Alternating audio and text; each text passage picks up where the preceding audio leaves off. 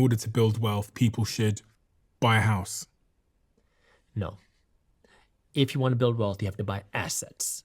When people say buy a house, what does that mean to most people's eyes? It means buy my home. Yeah.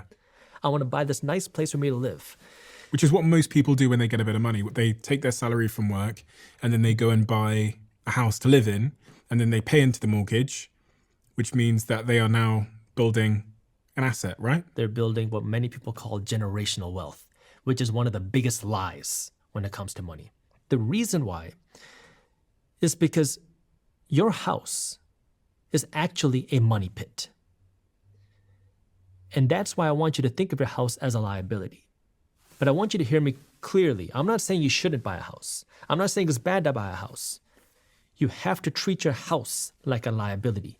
This suit that I'm wearing is a liability. This watch is a liability. My shoes are liabilities.